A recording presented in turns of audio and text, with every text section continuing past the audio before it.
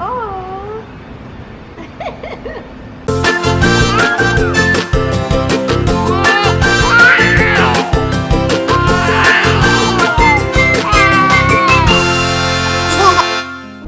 Hey, it's a beautiful sunny day today, but Tampa Bay continues to recover from Hurricane Irma.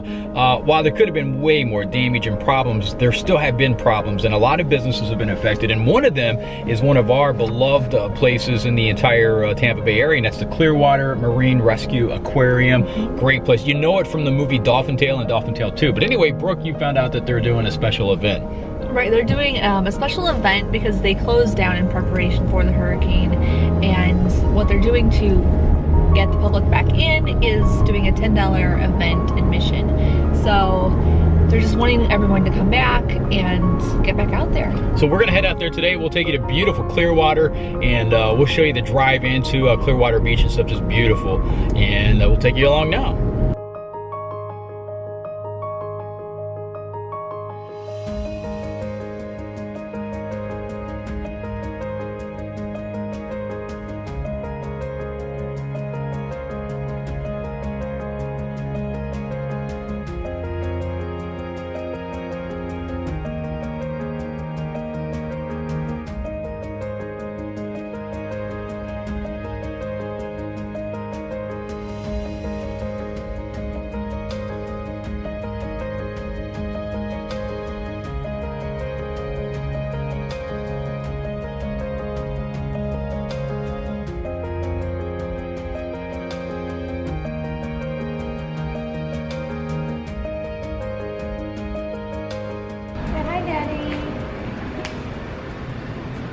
Are you excited to go see winter? She's never seen winter before. You haven't, have you? Oh! See, I'm so excited!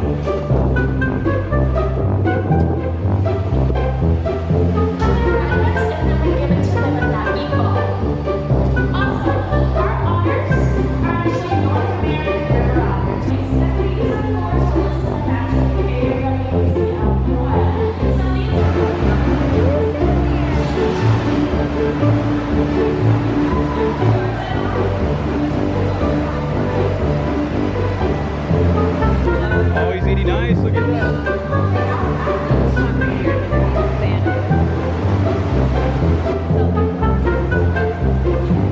Everybody for being here with us today. Go enjoy the rest of your afternoon.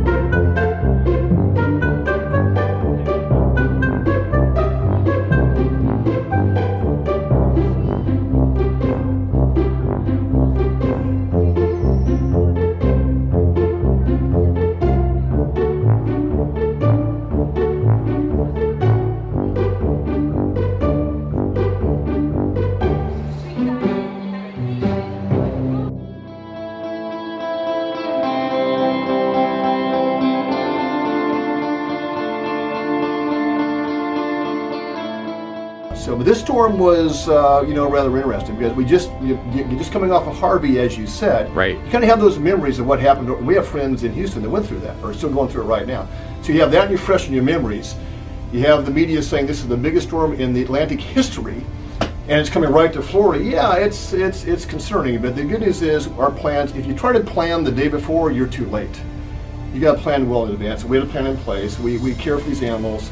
Our responsibility is to make sure, just like elderly people in a nursing home. Our job is to make sure we have a plan in place well in advance to care for these animals in a worst case scenario.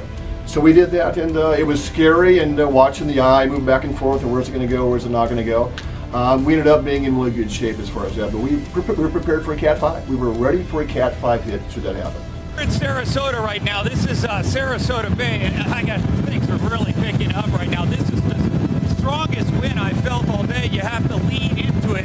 You can see the sea spray here and all the rain coming through. It just soaks everything on this side here. We had to have about 11 to 12 people ride out this storm. We have to make sure we're here for the animals. We can't just vacate and go and have them take care of themselves. That doesn't work. They would probably eventually die. It puts them at risk. So we had to have about 12 people. So our team pretty much knows what the responsibilities are, so we didn't have to ask.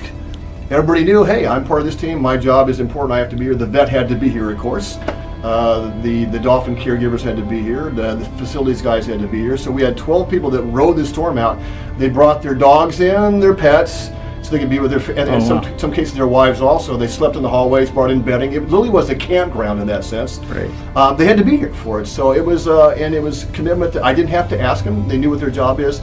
CMA really is about passion. So when you work here, you have a passion for the animals and the people we work with. So when it came around to, do I have to get a show of hands to see who wants to care for the animals? I don't have to do that. Everybody here wants to do that. Well, there were about 13 of us that participated in the hurricane ride-out team during Hurricane Irma. We were prepared, we were safe, we made sure we were doing checks. Everyone, while we had shifts to sleep, everyone stayed awake. We took turns heading out and making sure that all animals were okay. Our animals made it through Hurricane Irma really well. We had no medical emergencies. All of our rehab turtles, as you can see, are up on our second deck, so everybody was inside and safe from the rain and the winds to make sure that nothing fell into the pool. The first thing we had to do is make sure all the animals were fine. Of course, they were cared for throughout the process. They were good to go. They were settled. They were stable. They were good to go. Then we turned to the facility itself, and we had some minor damage, things blowing down, windows blowing down. Part of our boats were rocked and tipped on their sides. So it's a matter of, hey, it's a matter of, here's what we got to do. Here's what happened. By the way, it could have been a lot worse. It really was a sigh of relief. As bad as a Cat 1 was, we felt very blessed that it wasn't a Cat 3, 4, or 5 because the damage would be a lot more. The storm surge could have destroyed a lot of our life support systems. So basically our infrastructure was largely in place. The storm probably cost us $100,000 plus between the cost of preparing and finishing up and the prep and the repairs later on. But we just sat back and said, okay, now that the animals are safe, now let's turn to the building. And it took us about 3 or 4 days to get ready until we opened up for guests. But it was quite a process to go through. But again, I think largely a sigh of relief for the whole area. Yeah. Because we know it could have been a dead-on hit and it wasn't. So you go from a Cat 1 to Cat 3 or 4 or 5, the impact on us being on the water would have been dramatically different. So it really was a thankful attitude of we got some work to get done here, but you know what? We're okay.